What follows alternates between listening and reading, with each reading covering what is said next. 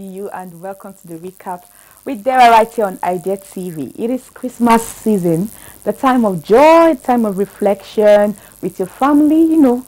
It's time to have for you to have that plenty gist with your family and friends. The holiday period, I mean. But one thing is surprising about this whole season.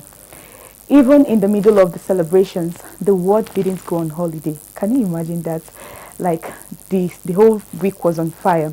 So we'll be starting from major global security moves that put Nigeria in the international spotlight, to celebrities picking up on sensitive issues. Then we'll now head to entertainment milestone, digital drama, weather update for boxing, and then football moments lighting up Africa. Of course, we always talk about football every week. They always have something to share up for us. And a lot has happened during the week. I tell you, you do not want to miss it.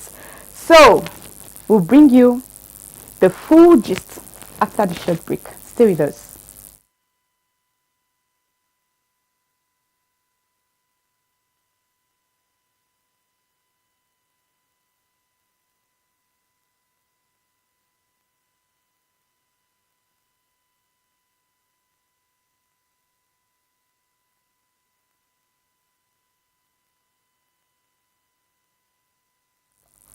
Welcome back from that short break. Now, let's begin with a major security development that is raising eyebrows both at home and abroad. The US President Donald Trump has confirmed that American forces carried out deadly airstrikes against ISIS-linked fighters in northwest Nigeria. Now, according to Trump, the strikes were aimed at stopping attacks on civilians, particularly worshippers, and he made it very clear that if the killings continue, more action will follow. We all know how Trump has been talking about Nigeria, the killing of Christians. Throughout, for how many months now, he has just been talking about it often, and now he has taken action. Now, this is where Nigeria comes in this particular story. Nigeria's military has confirmed that these were joint airstrikes carried out with Nigerian approval based on credible intelligence and carefully planned to weaken terrorist network while limiting civilian harm. Now, the strike reportedly took place in some parts of Sokoto State at a time when security concerns are already high following a deadly bombing at a mosque in Maiduguri. The Nigerian Ministry of Foreign Affairs has also stepped into this matter, stressing that all the while that there is sustained security cooperation with the United States and that Nigerian sovereignty remains intact and all actions were taken within international law. But still, reactions have been mixed all over social media, especially. Some Nigerians see it as a necessary push against terrorism, while others are asking tough questions about foreign military involvement on Nigerian soil. Well, the story is very clear. I mean, the fight against terror is entering a new phase and global eyes are firmly on Nigeria. But then, let's now move to our next story, but still staying in that international conversation. American rapper NICKI MINAJ, yes, we all know her, has added her own voice and it is causing global reaction, trust me. Speaking at American First, NICKI MINAJ explained why she chose to speak about the alleged persecution of Christians in Nigeria. And she cited so many reasons such as personal connection, her Nigerian friends, Nigerian pastors, and reports of attacks on worshippers during church services. Now, I'll quote her words that she said this should be a spark of outrage. Now, NICKI MINAJ also pointed out that religious freedom is under pressure globally, even in the United States, and praised those political leaders who are in her view, and then those that acknowledge the concerns. But now, the Nigerian government has responded firmly. This is the response that we've been getting from Nigerian government, or the international aids have been getting from the Nigerian government. They are still insisting that insecurity in Nigeria affects everyone regardless of their religion and They are rejecting the claims of any coordinated persecution of Christians. So once again, Nigeria finds itself at the center of global debates where security, faith and perception collide. Now, let's see the next story here. We are switching gears this time around because if there is one thing Nigeria did effortlessly in 2025, it was entertainment. From music to movie to digital culture, the year was loud. I mean, it was on fire back to back. So heavyweights like Davido, we have Whiskey, Burna Boy, Asake, Rema, Arya Star, and Thames. They all kept Nigeria flying high globally and selling out shows, breaking streaming records, and collaborating across borders. It did not stop there. Gospel artists crossed into mainstream conversations also.